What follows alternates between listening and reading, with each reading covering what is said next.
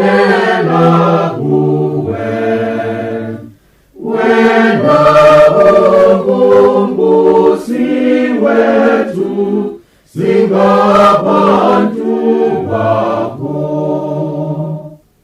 Wasifuna silahleka, weza unamusa, wasihlanza wasongela emhlambini wakho. Siyababingelela abazalwane egameni leNkosi nemsinzisi wethu Jesu Kristu. Sikhona eCathedral yase All Saints leseMbabane eveni laseSwatini. Sibonga uNkulunkulu losinika naleli thuba lethi sihlanganyele ndzawonye bazalwane. Namuhla ke lisonto lekuqala lalenti njengoba sathi ithi ngalesithathu ngolwesithathu lomlotha. Namhla lisonto lekuqala bazalwane kulenti tifundo tethu titholakala ekhasini le-26 kuyo incwadi yethu yetifundo. Tiphinde futhi titholakala ekhasini le-166 encwadzini yenkonzo. Siyathi bazalwane ukuthi namhlanje lalapho sibonga khona noma siqala khona umbonga uNkulunkulu sesingenile kulenti lisonto lekuqala njengoba nibona nemibala yethu seyiguqukile besolo siqhubeka esikhathini sa-Epiphany sihamba nemibala lemhlophe nyalo ke sesingenile embaleni lebubenze noma lebubenze basho njalo labanye bazalwane kodwa umbala lophephuli lesiqhubeka nawo lesi sikhathi salenti lekusikhathi bazalwane semalanga la40 singabhali ke emasonto lala ikhathi kodwa nasesibhala lamasonto la ikhathi ngemalanga la46 esikhathi sekuzila.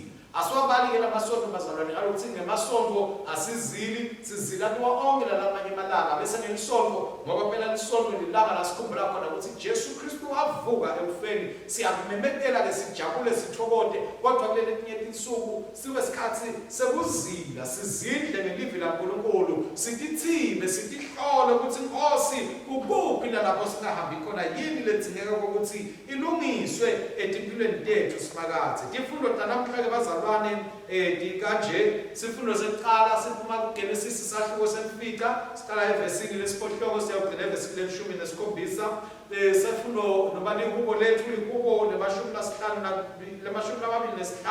siqala evesini lekuqala siyagcina evesini le-10.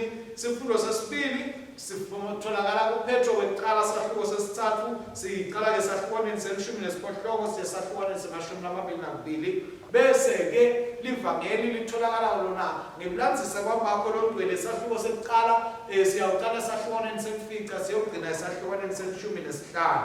Letanamhla ke tifundo bazalwane tisingcikithi yato tisenzabeni yesivumelwano uNkulunkulu lasenta naNowa nekulingwa kwaJesu Kristu asesehlane abuya kuyawuke aqedza kuyobhajatiswa asatawuqala iministry yakhe. Siyabonga uNkulunkulu bazalwane losinika lethuba lokuthi noma ngabe uNkulunkulu imadinga kunabo lockdown kodwa tinkonzo tethu kaNkulunkulu siyatithola. Kwakathi ke bazalwane bangaqinisela kakhulu sifisile ukuthi bonke bazalwane bebangalithatha leli thuba ukuthi ngelisonto bativulele leti nkonzo noma ngabe bativulela ka-YouTube noma ngabe bativulela ka-WhatsApp kodwa bativulele batinikete lesikhathi ulithathe nje leli hour bazalwane utinikele nje uNkulunkulu ukuthi ube wonke kanye nemndeni wakho simkhonde uNkulunkulu simdumise uNkulunkulu kude ukuthi sitawukhula bazalwane enkosini sithi siphela lesikhathi se-lockdown ukhathakale ukuthi siyolo siniqemane enkosini asikavulahli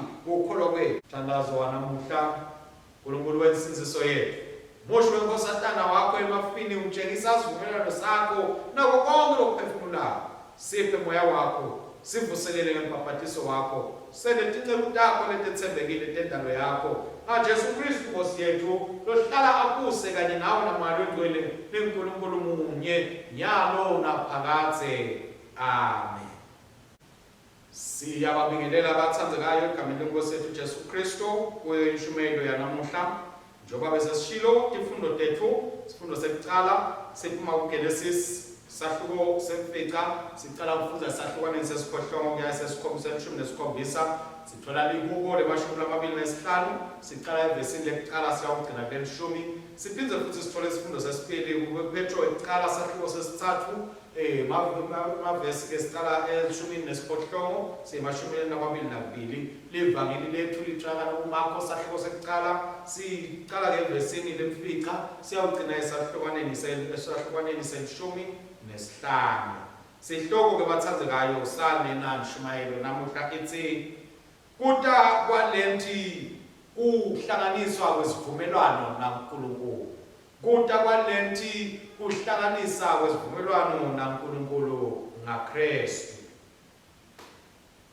namhla ke bathandzekayo lisonto lesiqala emasontweni alenti siyathi ke sisenemasonto lasihlanu lasatawukuta sesifaka ekhatsi nelisonto lemasondvu lengawo lawo masonto sitikhombota ngokuthi sifanele silungiswe sitilungise futhi thine kuthi sikhule kuKristu sihambe naye tinsuku tonke amen bathandzekayo ngelisonto siyawubeseke sesibonga sidumisa kanye naye nakulisonto lekuvuka lapho siyawubonga sithi uNkulunkulu omvusile Kristu kodwa kwanyalo siyatilungiselela bazalwane kulamasonto lasithupha lekungelandulelana isonto lekuvuka njengoba sesiqale ngesikhathi salento etifundweni tanamuhla mhlawumbe sibuka kakhulu endzabeni yaNkulunkulu uNkulunkulu wesivumelwano lothethe isivumelwano lesidzala wasakhela sivumelwano lesisha ngaKristu Jesu nangekuthi ngaKristu Jesu wasikhombisa ukuthi lesivumelwano lesisha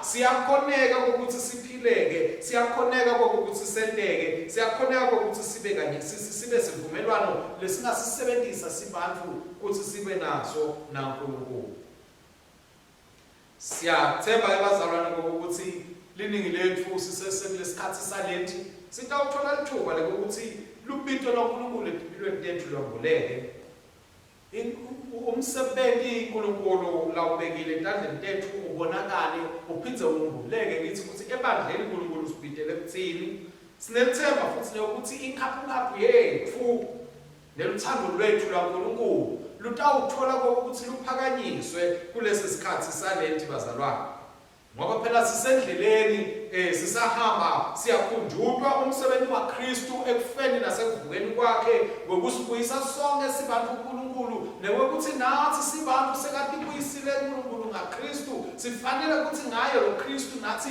sitibuyise sitilethe kusimakade esifundweni sekuqala bazalwane emva kokuthi kwenteke zamqo siyeva ukuthi uNkulunkulu wakhweshisa bona nesono emhlabeni ukuthi alethe zamqolo kodwa wabona ukuthi akunamasito kuloko bazalwane ngoba noma angabasusa abantu esonweni noma angasusa sono kodwa bakhona abantu bayawuphinza babuye bafune ukungena esonweni ngabo wabona uNkulunkulu ukuthi kude sizathu sokuthi angaphinze abhubhise umhlaba aphinze abhubhise konke lokwakusemhlabeni kodwa salokuba nguye loyawubhubha kude ukuthi abantu bakhe bathole kusithi ngakho ke uNkulunkulu wasakha izivumelwano noNoah nayivuna nendalo yonke ukuthi angeke phinze kube nazamqolo loyawubhubhisa umhlaba asivisiseni bazalwane akazange uNkulunkulu athi angeke kuphinze benemvula leningi noma labo zamqolo nesibabonako kodwa uthi angeke kuze bena zamqolo loyawubhubhisa umhlaba wonke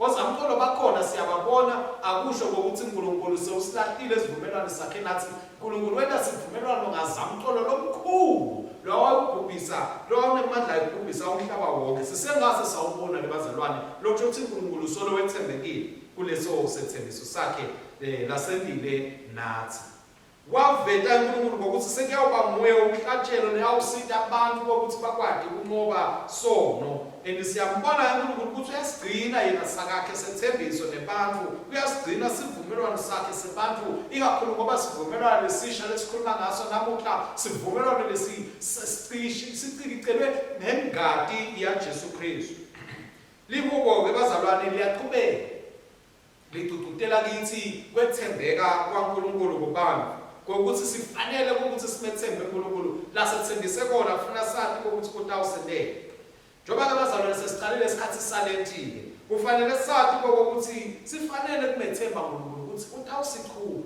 sisangena kule lenti sihamba nawo onke lamasonto nawo onke lamalanga nangamashumi lamane asathi ukuthi ngoba sihamba naKristu sitawukhona umqhuba lo lenti sithe sifike ekugcineni. Akube kithi ke bazalwane nomthandazo lotholakala kilo lelihubo lelithi uNkulunkulu simakathe kwangathi bongamfundzisa kulesi sikhathi kwangathi inhliziyo tethu simakathe betingafuna ukulalela livi lakho tifune ngokuthi tiguqulwe ngoba phela uNkulunkulu uma sitivuma tono tethu kuye yena uyatisisusa kithi letono tethu angasatikhumbuli tisalo tehlukana nathi njengoba iPumalanga yehlukene nemshonalanga ngenxa yothando lwakho. Ngakho ke siyadzinga ukuthi nathi bazalwane sesibantu labathambeka luhlobo sibe bantu ke lababa netinhliziyo letiphendvukako sibe bantu lababa netinhliziyo futhi letifundzisekako naletilalelako. Atshelo ke bazalwane loyentiwa nguKristu loyentiwa uNkulunkulu ngaKristu Jesu siyeva uApostle Paul uApostle Petro lana uyasitshela ukuthi wena Jesu kuthi ade usisinzisa sibantu singaphindi sidzinge ukuthi sendlule uzamtolo leyo kubhubhisa umhlaba wonke kodwa ngaKristu Jesu salo sibathi ukuthi seniyoyidala lentisha ephambi kwaNkulunkulu. Ngakho ke lo Kristu wena wafika waba inhlawulo yatontono tethu kusakhela sivumelwano lesisha naNkulunkulu ukuthi ngaye sihlambululwe sihlandwe. Wena Kristu siyatshela ukuthi labo bantu labashona ngesikhathi saNoah wefika Kristu ngesikhathi sekufa kwakhe wethela kubo bayobashumayela lesikholela ukuthi ke labo abahlakaniphile bakhona ukuthi bamemukele basinziswe njengoba namhlanje bonke abantu abahlakaniphile bayabidwa bazalwane ukuthi abamemukele lo Kristu bavume intono tabo basinziswe ekufeni bangene empilweni lokunini nanini. Siyathi sebangenile ke bazalwane ekubhabhatisweni njengoba siyatshela ukuthi lo zamtolo waqala wawusibonakaliso sembhabhatiso namuhla ke thina singenile embhabhatisweni siyabidwa ukuthi sibe nebudlelwane lokuphilako naNkulunkulu lo sasenele umusa longaka wasakhela nesivumelwano lesisha sangaloluhlobo.